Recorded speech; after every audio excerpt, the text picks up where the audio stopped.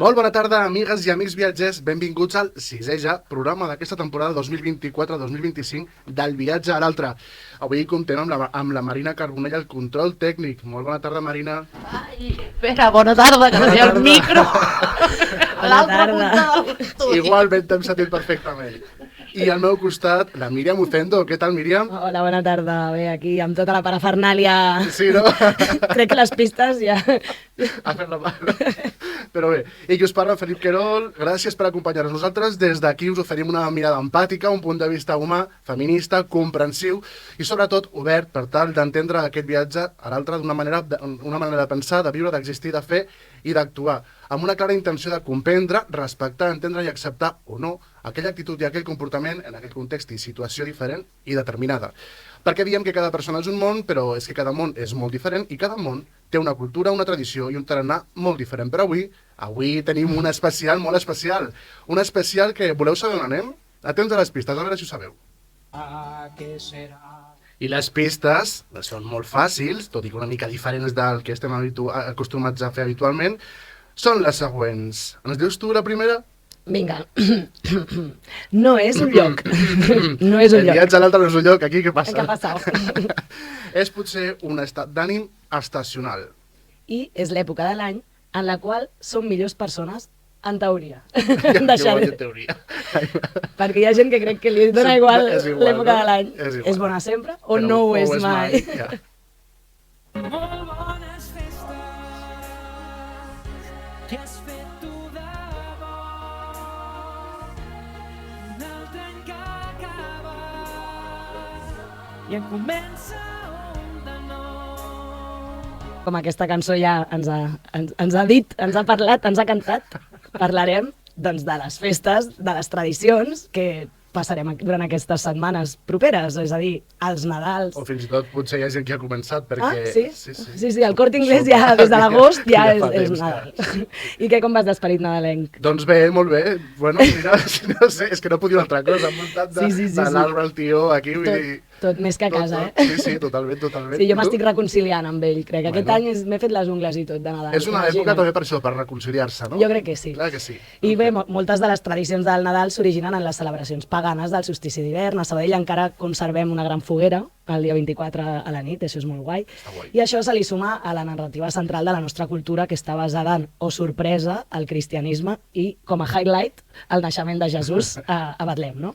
La data específica del 25 de desembre va ser escollida per coincidir amb festes paganes existents anteriorment i facilitar doncs, aquesta conversió al cristianisme de les comunitats d'arreu del món. No? Es diu i es comenta per això que Jesús va néixer a finals d'agost i astrològicament parlant és verge com jo, o sigui, perfeccionistes i rebels. O sigui, Jesus, som amigues. A més, els registres històrics diuen que d'Herodes el Gran diuen que va néixer al voltant del 5 o 6 abans de Crist. Per tant, estaríem ja al 2030. No sé, celebreu l'any que vulgueu, però vaja. I bé, el propi cristianisme va anar dotant d'altres imatges dins del Nadal. No és cap secret que el Pare Noel està inspirat en Sant Nicolau, que era un bisbe del segle III, d'un poble de l'actual Turquia, que era molt generós i feia regals a un munt de gent. Concretament, tenia com una mica d'especial il·lusió amb els infants. Oh, que bonic. Molt bonic, molt bonic. I poc després de la seva mort se'l va canonitzar el 6 de desembre i aquí va començar la tradició. O sigui, inicialment, i ja veurem que en altres països encara hi ha el 6 de desembre alguna coseta, però, com dèiem, van com anar avançant a aquest solstici d'hivern i llavors es van apropant més al dia 25. I vaja, o sigui, després d'aquesta història va anar viatjant per tota Europa i va arribar a Holanda, on es deia Sinterklaas, i li van anar posant més màgia a la història cada cop, que si els mitjonets, que si la llar de foc, el no sé quantos.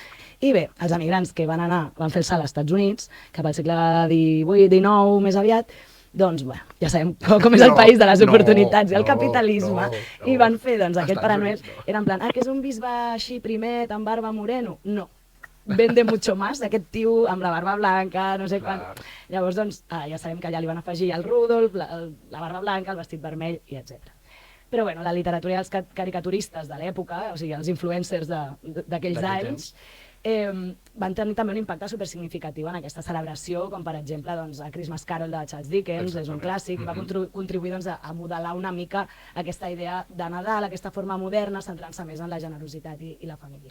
Aquí a Catalunya hi ha tradicions, com posar el pessebre, que tots ja coneixeu, amb el seu caganer, que no falti, a jugar a la loteria, a moltes loteries, de fet, a Sí, moltes. aquí a totes, A totes, exacte, tu ho has dit. Els infants demanen l'esgarrinxada, les empreses regalen cistelles, una llàstima que els que treballem en la Generalitat de Catalunya això no sigui així, però No. bueno. Compartirem, fer cagar el tio, Generalitat. sí, fer cagar el tio, després en parlem d'això, la retenció també, i també la tradicional cavalcada dels Reis com a un dels esdeveniments més esperats. Ja arribarà en barca, carrossa, helicòpter, i amb l'arribada del nou any. Ens mengem un raïm per cada campanar per tenir bona sort, ben encalenats i amb el tanga més vermell que hagin trobat. Sí, ha de ser vermell allò, vinga. I, Sí, sí. I tanga, poder ser. I tanga, Que- si no, que no és Cap serveix, d'Any, que és Cap Ha de d'Any. tenir un filet, si no, no serveix. Exacte. Però saps com se celebra el Nadal a altres llocs del món? Quines tradicions nadalenques hi ha a altres països? Quines llegendes terrorífiques espanten els nens de regions llunyanes? O què se sol menjar per Nadal a l'altra punta del globus? Bé, m'ha agafat una infusió Anirem calenteta. Anirem a poc cap Poc allà. a poc, sí, per això que preparem-nos, agafem una infusió calenteta, tapem-nos amb una manteta que estem com a punt de conèixer les curiositats nadalenques més peculiars del món de la mà d'un expert nadalenc, d'un galifardeu del Pare Noel. Avui tenim el plaer de parlar amb l'Héctor Joan. Benvingut, Héctor Joan. Hola, Hola, benvinguts, hola. benvinguts, què tal, com esteu? Molt bé, molt nadalencs. Bueno, Héctor Joan és el teu nom de persona la resta de l'any, a la vida real, però tu ets un expert en Nadal. Explica'ns una mica què tens a veure tu amb aquestes dates tan assenyalades. Bueno, jo com actor es parla molt de que els actors han de servir molts cafès, però no se'n parla tant de que també es toca fer de personatges nadalencs, no és el que una persona aspira quan estudia teatre, però sí que he interpretat diverses vegades a un gran protagonista que és el Pare Noel. Oh, mira. Bueno, ell és el Felip, te'l Sí, presento. què tal? Molt de gust, Héctor. I com és això de fer de Pare Noel? Què sents quan fas de Pare Noel?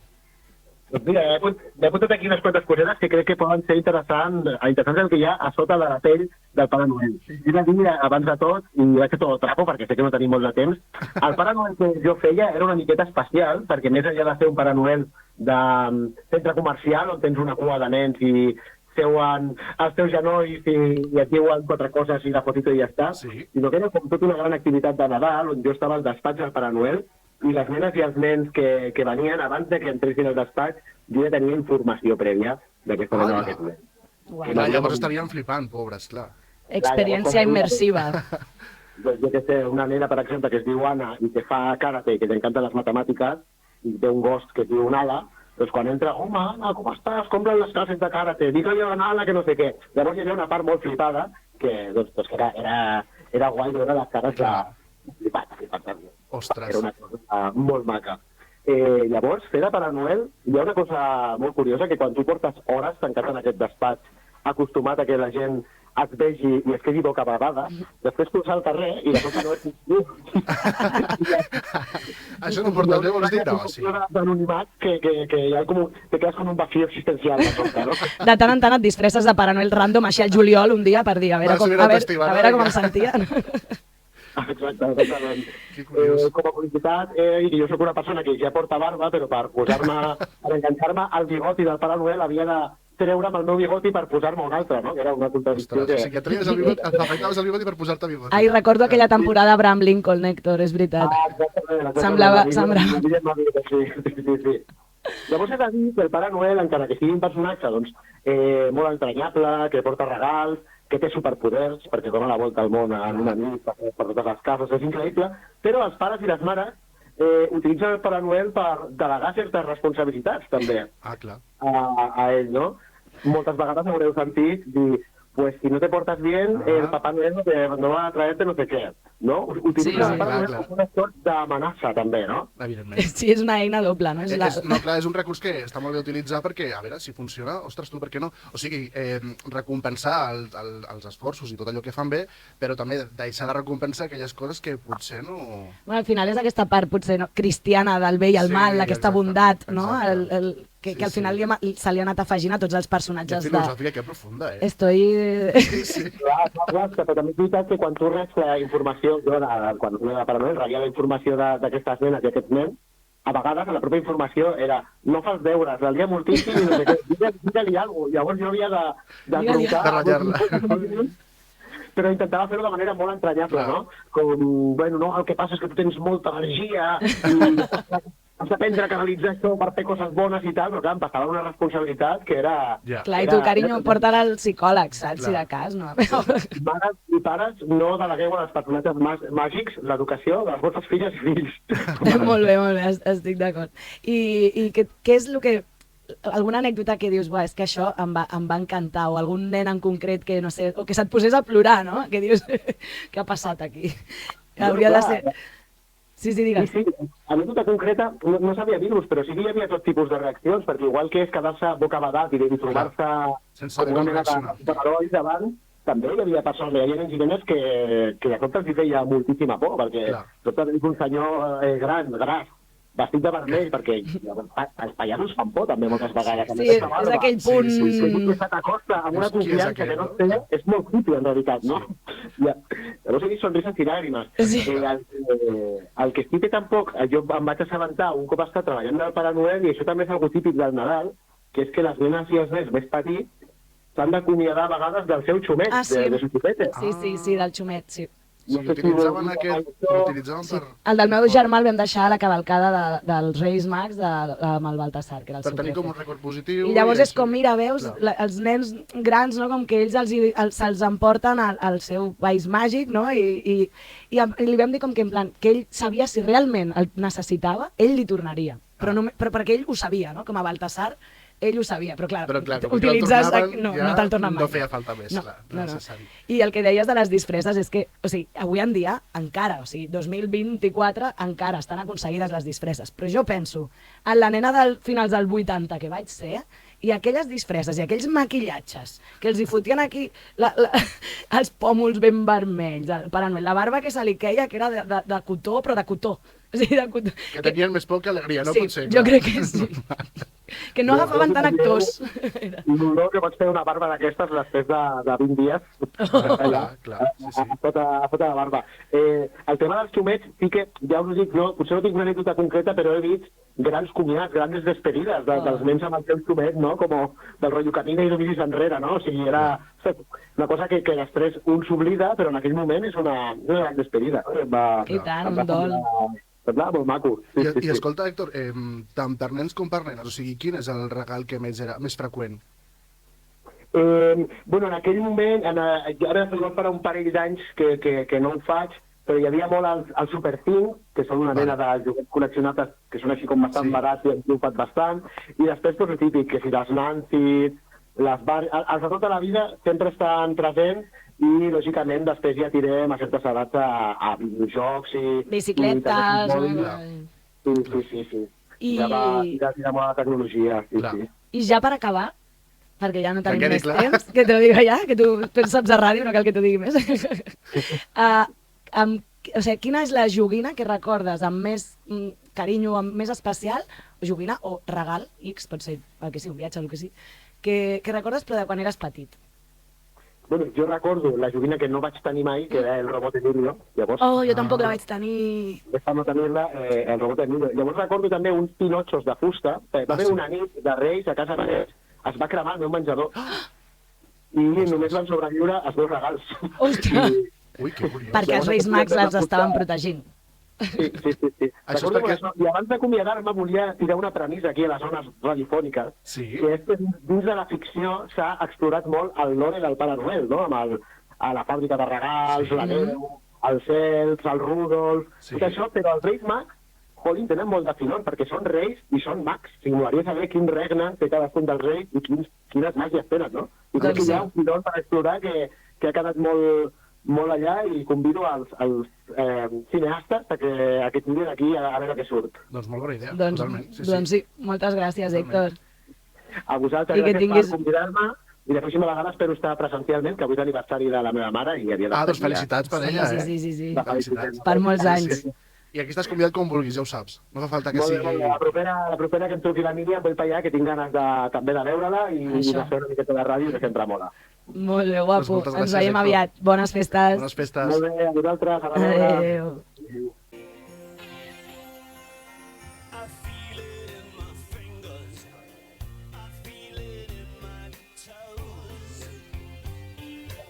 Impressionant i exemplar la tasca de l'Hèctor. Potser si tots fóssim així, el món seria un món millor. I com se celebra el Nadal a altres parts del món? Hi ha molts Hèctors fent de Pare Noel arreu de l'esfera mundial? Doncs segur que sí, i sobretot... Esperem que sí, Sí, no? segur que sí. Clar. I segurament a Filipines, que té el Nadal més llarg del món, segur que hi ha més Hi haurà d'un. molts, no? Perquè dura 3 mesos. És a dir, tots els que en anglès acaben en ver, october, november, desember. No en beer, No.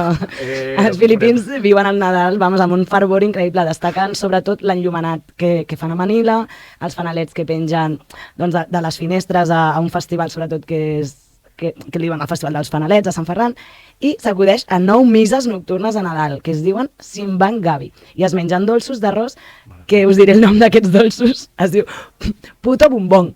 Perdona, com? Puto bombong. Són uns dolços d'arròs que mengen allà a Filipines. Que fort. Imagina't. Sí. O bibinka. Després també tenim els alemanys, adoren el Nadal, els seus plats més populars són l'oca, rostit amb mandonguilles de patata i col vermella. Això ja m'agrada més. Sí. Bueno, jo almenys ho conec. Salsitxes amb amanida de patates, la popular Castelfel salat, es veu vi calent a cabassos i són habituals els calendaris d'advent farcits de xocolates. Mira, això aquí també. Això també, sí. A més, el dia 6 de desembre, Sant Nicolau omple els mitjons dels nens amb petites sorpreses i dolços. I la nit anterior, el diable Krampus espanta els nens que s'han portat malament.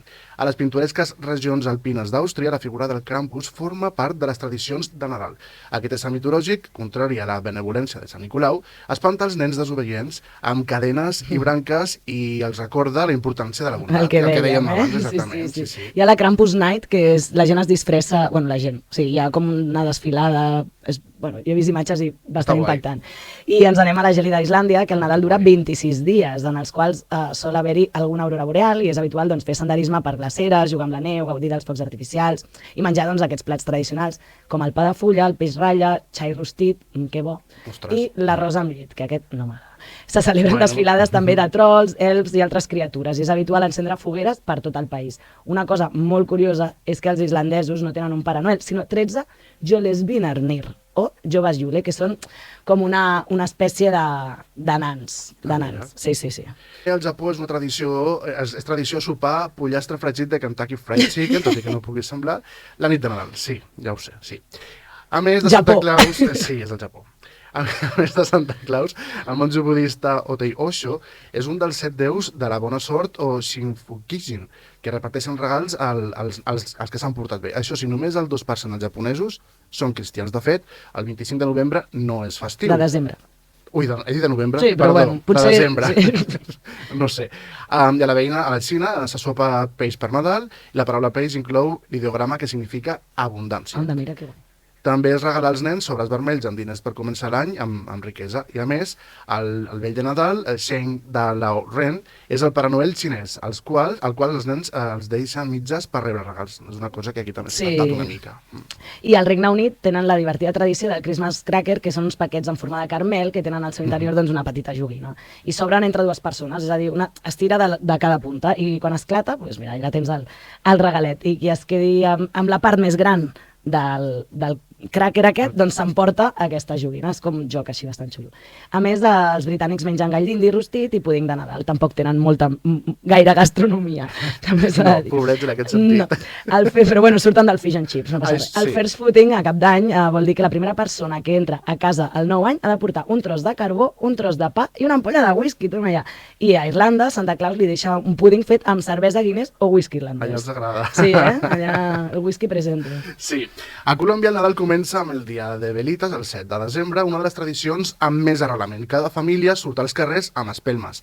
A la capital veneçolana, Caracas, ha sorgit aquesta tradició inusual. Al matí de la vigília de Nadal, els carrers es tanquen al trànsit per permetre que les persones vagin a missa rodant sobre patins. Aquest esdeveniment és curiós, però és festiu i es coneix com la missa del roller. No sé si serà per això de les rodes dels patins, però exacte. A Xile els veïns es disfressen de vellet pascor, és un Santa Claus particular. I al Brasil hi ha una mica això també, que el naixement i l'arribada dels Reis Mags d'Orient es produeix gràcies a l'estel que els guia, tot el mateix dia. És a dir, maneres de celebrar-ho i interpretar-ho n'hi ha tantes com vulgueu. A Eslovàquia, la nit de Nadal presenta una tradició culinària única. Abans de gaudir de la sopa de peix, anomenada Kapustnica s'amaga Kapustnica. s'amaga una moneda al plat. Qui trobi la moneda es procura bona sort i prosperitat. És com una mica el rei, no?, del tortell nostre. Exacte. A Ucraïna, els arbres de Nadal reben una decoració única. Teranyines artificials i, segons la llegenda, una família pobra va trobar que les aranyes havien teixit unes teranyines molt maques a l'hora del matí del Nadal. Aquesta decoració tan insòlita es considera un símbol de bona sort. I a Austràlia, on el Nadal coincideix amb l'estiu, la imatge clàssica de Santa Claus es transforma, o sigui, totalment. En lloc de muntar en trineu, doncs fa surf. I les platges s'omplen de personatges, bueno, de gent disfressada també de Pare Noel, fent surf, i bueno, celebren allà festes, pícnics i activitats doncs, aquàtiques. El Nadal, o Jul, a Noruega, és màgic. Hi ha innumerables mercats i fires nadalenques, es mengen plats com el rivet, tripes de porc, rostit amb xucrut, patates cuites, salxitxes i mandonguilles en salsa, pinet cot, costelles de xai salades i curades o pastes de Nadal anomenades smacaker, un alcohol de patata amb herbes anomenat aquavit i peixos com per exemple el bacallà. I una curiositat és que als supermercats venen kits de bricolatge per muntar la teva pròpia casa de pa de gingebre en miniatura, això és curiós. A més, la nit del 24, els noruecs amaguen totes les escombres, els raspalls i utensilis similars per espantar les bruixes o esperits. I després un altre punt de vista que serien doncs, les diferents religions o dins del cristianisme doncs, com ho interpreten cada branca. No? La religió ortodoxa celebra el naixement i els Reis el mateix dia, també el 7 de gener. De fet, el pessebre ja ens diu una mica això també, no? Que el naixement i l'arribada dels Reis Mags d'Orient es produeix doncs, gràcies a aquesta estel que ens guia i bueno, tot el mateix dia, vaja, tot el mateix dia. I des de rituals amorosos fins a competicions festives. Cada país aporta el seu toc únic a la celebració de Nadal, sens dubte. Ens semblin o no més estranyes que les nostres, totes aquestes tradicions nadalenques il·lustren la riquesa i diversitat cultural del món. Amb quina ens hi quedaríem? Ai, no sé, a mi això d'anar a missa amb patins m'ha Està fet curiós, gràcia. No? I jalar, a mi m'agrada menjar, llavors... Una mescla de tot. Una mica de tot. Hola. Va, Hola, hola, bona tarda. Tenim el plaer de comprovar si aquesta tradició de guardar les escombres i raspalls a la nit de Nadal per espantar els esperits és certa o no. Ens pot explicar la Míriam Tamayo Martínez. Ella viu a Tromsø, Noruega. Moltes gràcies per atendre's en directe, Míriam. Com estàs? Hola, molt bona tarda. Doncs molt bé, aquí. Ara mateix estic aquí, que ja és de nit, i amb una manteta en el sofà, ara mateix. Ens has fet cas, no? Vaja, ens has fet cas molt bé. Per començar, això que es guarden totes aquestes, les escombres i raspalls la nit de Nadal, és veritat? És un mite? Com funciona això? Això sí que és veritat, però realment no tothom ho fa. Clar. Jo crec que és una tradició més cristiana, una mica pagana, però la gent ja s'ha modernitzat i no ho fa a tothom. Clar. Tu, per exemple, com celebres aquests dies a Tromsø? La veritat és que jo estic aquí amb la meva parella i nosaltres tenim aquí un grupet d'amics que som tots internacionals. Llavors hem agafat una miqueta les tradicions de cadascú i hem fet un mix. Molt bé. Ai, que xulo. Hola. Llavors podem saber una mica quins plans tens per aquestes festes? Per saber una mica... Aquest marxambrat de tradicions, no? no? Aquest puzzle, com queda aquest puzzle? Doncs mira, és molt divertit perquè, per exemple, per mi sí que és molt important lo d'agafar, muntar un pessebre petitet, cagar el tió, després també a la nit de cap d'any de menjar el raïm, i és molt, molt divertit veure a persones noruegues o persones d'altres països menjant el raïm que no tenen ni idea de res. I nosaltres, no, dona molt bona sort, vosaltres continueu fent això, i se'ns queda mirant amb una cara de sorpresa, no sabem el que estem fent, però bueno, després de la mateixa manera nosaltres doncs, fem el que ens diuen ells de les seves tradicions. Clar, i per exemple... Sí, digues. Sí. D'agafar com una miqueta d'arròs o llenties i posar-nos-les en les butxaques, en les sabates. En les sabates? Això per donar sort, per entrar bé l'any? Per què és això? Abundància, no? Per l'abundància, tindrà un any pròspera. Hosti, però que incòmode, no? Les sabates, les butxaques, mira encara, però... Ostres, sí, una mica. I això es fa per cap d'any, entenc, o com? Sí, per cap d'any. Per cap d'any. Molt bé. I, per exemple, el dia 24, el dia 25, feu alguna cosa que a nosaltres ens pugui semblar una mica especial o feu el mateix que aquí? Com ho faríeu? Què fareu? La veritat és que és el dia 23, que es 23. diu el dia petit de Nadal. I el que fem realment és el dia que preparem la casa. És com la tradició noruega. Llavors la netegem bé, perquè vingui l'energia nova, renovada. És també un dia molt especial que es decora tota la casa i també és un dia que es comença a preparar ja el menjar, fem el pepperkaker, que són les galetes que són de jengibre, que són molt famoses, i les cassetes de jengibre. Molt bé. Ostres. Llavors, entenc que fins al dia 23 res de decoració. És a tot a partir realment, depèn, perquè també és veritat que aquí, a la ciutat, als carrers, hi ha molta decoració i també a les cases per a fora hi ha molta decoració. Sí que és veritat que també és més personal, però, per exemple, la gent sí que es reuneix més el dia 23 per decorar tot l'arbre de Nadal i també, com cadascú té que portar una cosa de decoració personal. Ai, que xulo. Per decorar tots junts l'arbre. Sí, Queda sí. superpersonalitzat, clar. Que guai. I tant. Sí, sí. Després, no sé si per Reis feu alguna cosa o no, o com? No, per Reis no. Nosaltres, o jo personalment, no fem res especial per a Reis. El que sí que fem, com són dies també que és de festa, fem moltes activitats fora, moltes activitats de neu, ens reunim per esquiar, llavors és un contacte més amb la natura. Clar, però imagino que farà un fred, perquè clar, recordem, perquè clar, allà ara esteu amb aquells mesos, aquelles setmanes que no hi ha llum del sol, perquè és de nit sempre, oi? Correcte. Ara mateix estem aquí enmig de la nit polar i el dia 21 de desembre serà la nit o el dia, no sé ja com el temps. el més fosc de tot l'any. Clar, perquè és la nit més llarga. Vull dir, aquí és la nit més llarga, però clar, allà si ja és de nit tot el dia, doncs clar, quan... Era més fosc. Sí, ostres. Exacte. Però teniu un parell d'hores d'una mica de llum, o alguna cosa així? És que no tinc gaire idea d'aquest tema, però algú tenia entès. El sol no el podem veure, el sol no existeix. El que sí que n'hi ha és un parell d'hores que és més de claritat. Com el moment que es fa de dia, però no arriba, no? És com, ai, però no. Correcte. Quina sensació, no? I a nivell de dormir i tot això, com ho porteu? Clar, és la pregunta. L'horari segueix el mateix o vull dir... Com ho gestioneu? Imagino que sí, que l'horari seguiu el mateix, però a nivell d'intentar dormir, intentar descansar, intentar diferenciar una mica, com feu això? Doncs sí que és el mateix, però sí que la veritat és molt dur, li tens que posar molta voluntat perquè l'únic que vols amb aquest fred i sempre que es fos és estar al llit, és estar a casa, és no sortir, llavors sí que tu mateix et tens que dir, vinga, va, són les 10 del matí però semblen les 10 de la nit i tens que esforçar-te molt per sortir, per fer esport, per tindre una vida més activa, perquè si no el que vols és estar a caseta calentet i no fer res. Jo duro 2 dies allà. I clar, estic pensant, deu ser molt fort quan estàs acostumat a aquest cicle de nit, dia, i de sobte t'arriba només nit. I llavors deu ser difícil de pair, però després també, en el moment que acaba tota aquesta temporada de nit i comença ja dia, com és això? És com la vida, no? Com ho viviu, això? La veritat és que és el primer any i el segon any és bastant dur perquè a nivell d'hormones tens que prendre moltes vitamines per regular-ho tot i si no ho tens, la veritat és que hi ha molta gent que no és per a tothom, no tothom és capaç d'estar aquí tota la temporada i els canvis de la nit polar al midnight sun, que seria a l'estiu, que és el sol de mitjanit,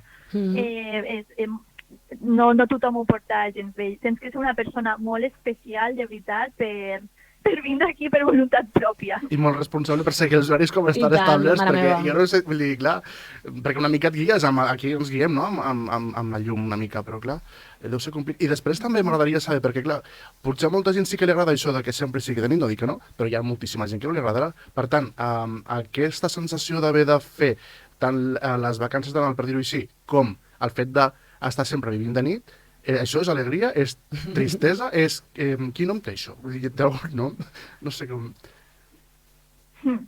Doncs, a veure, sí que és veritat que estem aquí molt condicionats, però nosaltres el que fem, per exemple, és com ara estem enfocats en el Nadal. Llavors sí que tenim unes estratègies, per exemple, aquí el Nadal sí que és només al desembre, però ho allarguem molt i fem moltes activitats perquè realment no es noti tant. Clar. Clar, normal. És que Sí. perquè passin els dies, no? Amb més activitat i amb Ha de més ser- alegria ha de i ser i complicat. acompanyades. Ha de ser complicat. Doncs Míriam Tamayo, moltíssimes gràcies pel teu testimoni i et desitgem que passis unes boníssimes festes i molt bon any nou. Moltíssimes gràcies per atendre'ns. Molt Una bé. abraçada ben forta. Molt bones Gràcies. festes i Que gràcies. vagi molt bé. Gràcies, bones festes. I don't want a lot of Christmas. There is just one thing I need. I don't care about the presents underneath the Christmas tree. I just want you for my own, more than you could ever know. Make my wish come true. All I want for Christmas is... I després de la Míriam de Tromso, All I Want for Christmas i Míriam. Thank you. Bé, ara sí, la nostra Míriam, la que escolteu cada programa, ens porta una història de vida peculiar. A que sí? Sí. Avui no és una història a l'uso, o sigui, vinc a reivindicar coses, per variar un poc també. Reivindica. Perquè l'altre dia em vaig posar a pensar de qui podia parlar. I Què em vaig... dius, tu? Ala. A pensar jo. I vaig pensar. Dic, ostres, o sigui, em van venir imatges en plan tots els personatges nadalencs i que haver algun xulo que pugui presentar. Però em van venir com la intro de Rick and Morty, que et venen totes les imatges allà superràpid, i dic, és que a veure, o sigui, no pot ser. Saps quantes dones vaig trobar en el meu imaginari cultural nadalenc? Doncs no ho sé. Doncs cap. Cap. Bueno, mentida, era per posar-li més emoció. A dues, però a dues, sí. Ara us explico. La Verge Maria i la Mare Noel. Ai, I ara Déu meu. anem a veure el per què. Doncs perquè, a veure, les tradicions són un reflex de la nostra societat i les de Nadal doncs, no seran una excepció. Podria estar 3 programes per analitzar com els valors socials patriarcals encara són presents en les joguines infantils, als espais de joc, en la publicitat nadalenca, però no és cap novetat. Els valors patriarcals doncs, porten segles formant part dels nostres patrons culturals i al llarg de la història les dones han estat i seguim encara, relegades a una posició secundària, infravalorades, invisibilitzades, també dins de les tradicions. La tradició oral, escrita i la visual del Nadal engloba un conjunt enorme d'històries xulíssimes i personatges. Personatges únicament masculins. El José, el nen Jesús, els Reis Mags, els patges, els soldats, els pagesos de l'adoració. Fins i tot Déu està escrit en clau masculina. Totalment. O sigui, també els personatges que hem anat afegint, per exemple, el tió, doncs un tio, Totalment.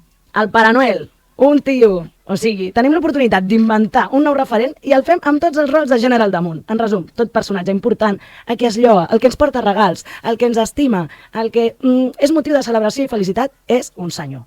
I no pot ser, Doncs això. sí, Llavors, jo sóc home, però et dono tota la raó. és que no pot Fa ser. falta gent com tu, Míriam, sí. És que, per Sí, senyor. favor, o sigui, que està molt bé, tot això, però i nosaltres, què? Bé, comencem per la Verge Maria, una dona descrita per la Bíblia com a submisa, humil i que passa a la història per ser la mare del Salvador, conservant la seva virginitat. O sigui, uau.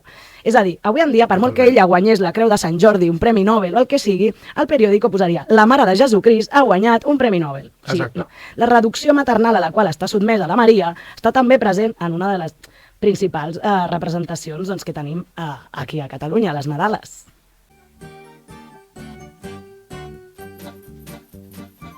El 25 de desembre, fum, fum, fum.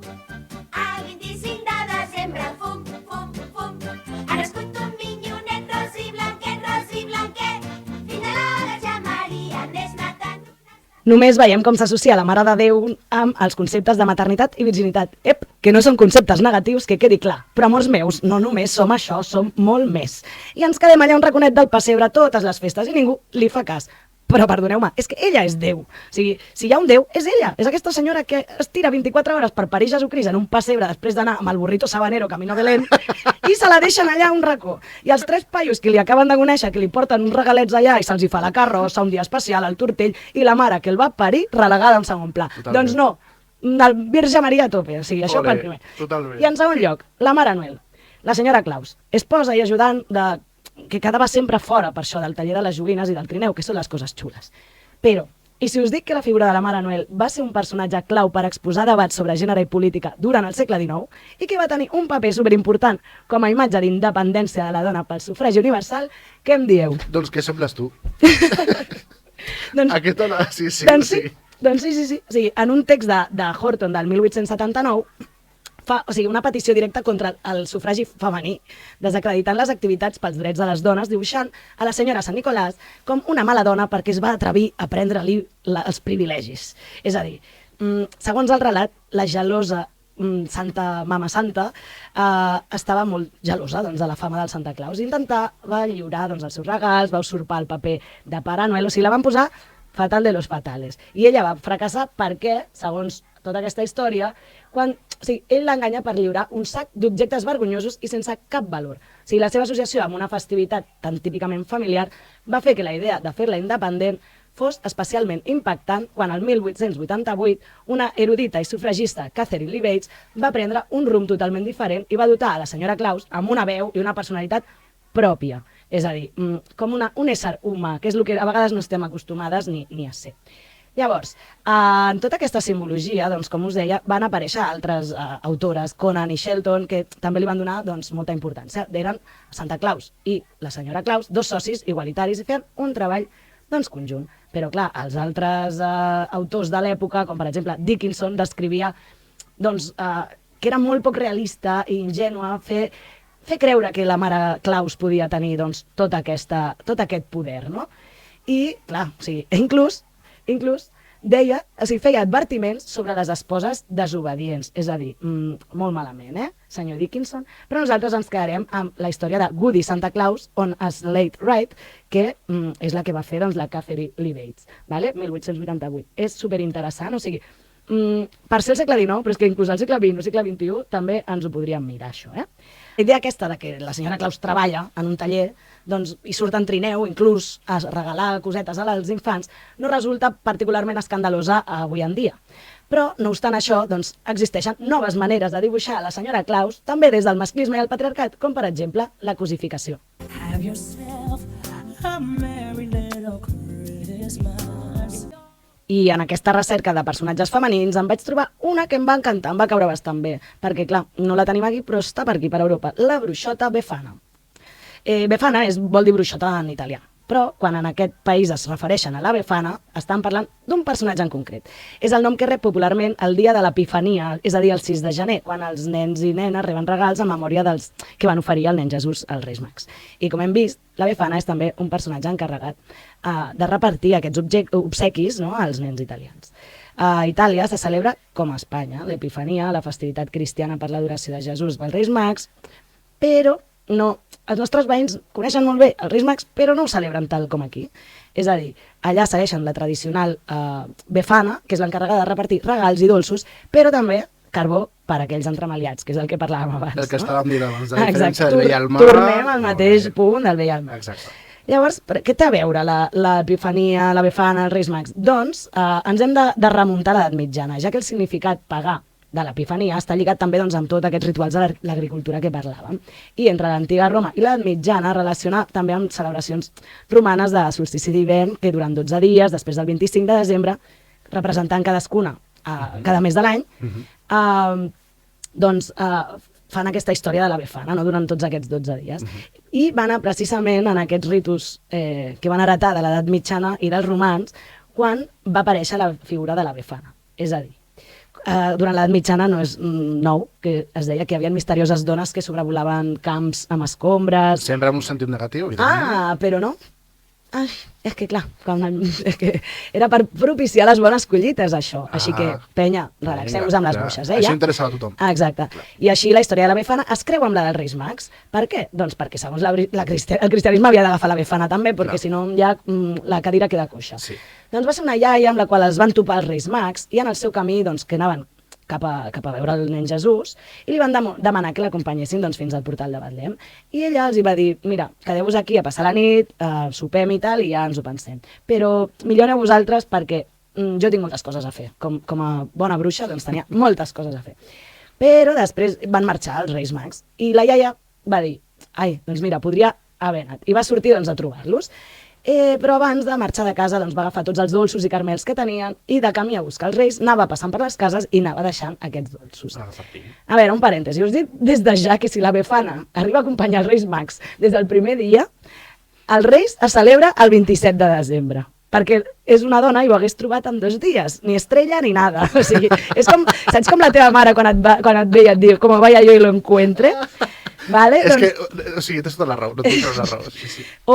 És que no sé, això és de mares i de iaies, com vaya yo y lo encuentre, pues ho va trobar, però bueno, com es va afegir més tard, a la guia d'aquesta dels Reis. Bueno, per això la tradició italiana és la figura de la Befana, la que el 5 de gener per la nit s'encarrega doncs, de repartir tots aquests regals, carmels o carbó, no?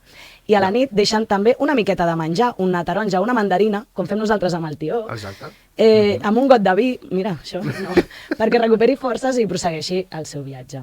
I això també ho fem una mica amb els Reis Mags, no? I una de les cançons més populars és la de Gianni Moranti, que és la Befana Trulala, i en la qual descriu doncs, el viatge d'aquesta popular bruixa per tot el món a bord de la seva escombra.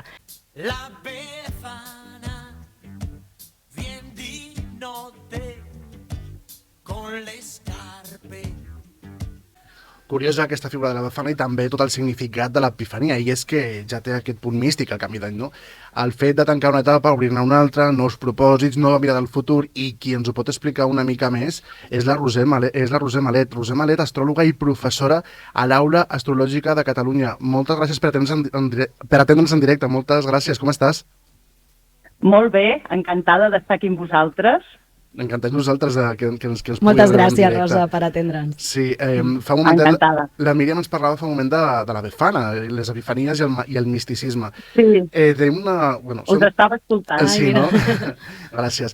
Com acaba aquest 2024 i què ens porta aquest 2025? Doncs aquest 2025 ens porta canvis molt dinàmics i molt transformadors. Això sempre quan ve un nou any sempre passen coses, sempre diguem aquest any passaran moltes coses, però és que aquest realment passaran moltes coses. Estem començant realment un nou cicle astrològic i pensem que astrològicament aquest 2025 ens està presentant un dels anys més dinàmics i transformadors de tota aquesta dècada. Heu de pensar que, per exemple, Plutó, Neptú i Urà són els planetes generacionals. Quan ells estan en un signe, si passen 10 o 20 anys, si passen molt de temps. Sí. I quan un canvia de signe és una notícia, d'acord? Diguem, aquest any Plutó canvia de signe. Doncs heu de pensar que Plutó acaba de canviar de signe, Neptú canvia l'any que ve i Urà canvia l'any que ve. Per tant, tot junt, amb un any, aquests tres canvis realment ens presenten uns canvis molt transformadors i que a nivell social notarem molts canvis, uns canvis que venen per quedar-se, no són canvis cosmètics, sinó que són canvis socials molt profunds i que venen a canviar-se. Aquest 2025 és més de transformació i és com ens comencen a fer l'espin-off, no? Ens presenten la pel·lícula que ens ve el 2026. I aquesta pel·li serà bona o serà preocupant? És preocupant? Sempre és com tu ho visquis. Tots sempre hem d'agafar la responsabilitat de les coses, no? Hi ha energies, passen coses, però nosaltres sempre ens hem de responsabilitzar del que fem. Per tant, de com ens vagi la cosa dependrà molt de com nosaltres ens ho agafem. Per tant, molts ànims a tothom. No estic parlant d'un 2020, Molts ànims a tothom. Això ho dius tot, ja. Molts ànims. Doncs he tingut un 2024 que em vingui pitjor el 25. No estic parlant d'això, però bàsicament hem de pensar que és una era amb molta importància de l'element aire. Ara la teva companya que estava parlant de la Mare Noel, si ho he entès bé, el 1858, la Míriam. Hola, Míriam. Hola. I calla, que vaig a mirar això de la Mare Noel quan hi havia tot aquest debat que ja començava, no?, a parlar el sufragisme, de la igualtat de gènere. Sí. Exacte. I doncs vaig a mirar com estaven les coses, mira. I curiosament, aquests tres planetes que us parlo ja estaven amb signes d'aire també. O sigui, i ara tornem a estar amb l'element aire, torna a agafar molta importància. Què passa quan l'element aire agafa importància? Es mou tot, no? Es mou tot, però el pensament, el coneixement, les idees, el debatre, el moure, els marcs una mica, els marcs mentals canvien. I ens espera una revolució de les estructures socials. Es buscarà més la igualtat i es buscarà això m'agrada. I a la Míriam també. La Míriam fa una cara de satisfacció. M'arremango i tot.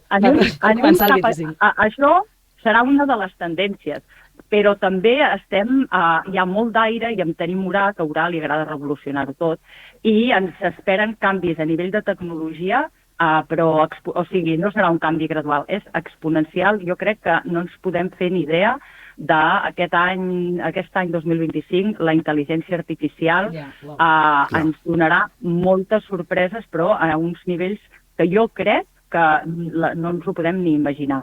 hi hauran, i tota aquesta tecnologia, tant les xarxes socials, l'aire també és la comunicació. Clar. I tota la comunicació d'idees, tot això anirà en augment. I què haurem de fer? Doncs anar amb molt de compte, perquè també ens presentarà molts reptes. El repte de la informació i la desinformació, no? Que una mica ja ho tenim, d'això també, sí. Ara ja ho tenim, exacte. Però serà bastant... Però amb aquesta era anirà a més. I els reptes també de la tecnologia, jo crec que aquest 2025, per lo que hem vist, doncs potser començarem a veure coses que potser ens poden fer por de la tecnologia realment. I, per tant, haurem de començar, poden començar ja a haver-hi regulacions a nivell, com a mínim, ètic, en tot aquest sentit. Ja ho veieu que l'Elon Musk ha pujat ara, va ajudar el Trump, i figures com l'Elon Musk, molt relacionats amb la tecnologia, molt relacionats amb la innovació, cada vegada tindrà més poder, no? Diguem, a nivell mundial. Exacte, sí. El que hem de mirar és, doncs, hi haurà una revalorització de l'autenticitat molt gran. Per què? Doncs per les fake news i tot això. Hi haurà una revalorització de l'autenticitat molt gran i la gent, què hauríem de fer? És on us deia, no? La part de responsabilitat nostra. Doncs cada vegada tenir un sentit crític, educar el nostre sentit crític, educar a pensar, no perdre mai la facultat de pensar. Totalment. Perquè cada vegada més aquesta integració home-màquina serà més palpable i realment el capital realment serà la nostra capacitat de pensar més que avui ha sortit, una altra cosa. Parlant d'això, just ha sortit una notícia avui que aquí, com a mínim a Catalunya, crec que és estatal, que a partir d'ara els influencers, si tens més de 100.000 seguidors o seguidores, si fas una fake news, estàs obligat a rectificar-ho sempre que l'altra part t'ho demani. I si no et pot denunciar, i llavors, que és això que estàs dient, no? Que es començarà també a donar aquest valor a l'autenticitat. O sigui, mira, doncs just avui... Doncs mira, moltes gràcies, perquè això és una de les coses. També tot el que sigui innovació, com dic, l'intel·ligència artificial, per exemple, les criptomonedes, doncs com diuen els criptobros, tu damunt que van, i poden ser, el 2025 potser ens començaran a presentar una mena de normalització, però evidentment el sistema de criptomoneda és molt típic d'aquest Plutó aquari i sembla que ha vingut per quedar-se. Altres coses, doncs una mica l'energia anàrquica, pot haver-hi bastanta desil·lusió aquest 2025, però també hi pot haver la capacitat de tornar-se a il·lusionar. Què vull dir? Doncs que potser grans celebrities, grans organitzacions ens poden caure als peus, però això què vol dir? Doncs que potser podem tenir la capacitat de tornar-nos a il·lusionar per una altra cosa. Però poden caure màscares. Sí, doncs Roser Malet, moltíssimes gràcies per aquest últim punt positiu. És que se'ns acaba. Moltíssimes gràcies per la vostra. Moltes gràcies per tenir-te en directe. I esperem parlar un altre dia amb tu. Exacte. I molt bones festes. Molt bones festes. Feliç 2025 a tots. Igualment, moltes gràcies. Bones festes. Adéu. El tio mai no caga per la Trini. I per acabar, vull reivindicar. És el tio. Prou, sisplau, de dir cagatió. No és cagatió, és tió. És un mot, tió prové del llatí, en concret de titio, que vol dir tros de tronc, per cremar, i ja està. O sigui, no és més. A vegades es deia torxa. Es va quedar com un nom de persona des del segle XIII i també ara actualment és un cognom. Sabem que des de l'espontaneïtat de la parla surten aquestes coses de com la cançó Cagatió, Cagaturró, diem cagatió. Però no, si us plau, o sigui, és que no puc més, o sigui, és una cosa que porto dins meu des de fa moltíssim de temps.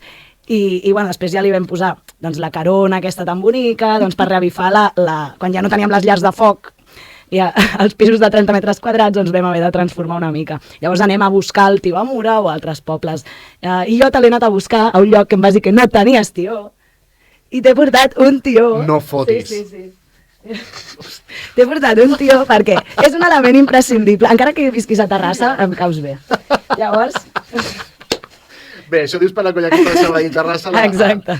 I aquest és el tió, perquè una casa catalana no li pot faltar un tió.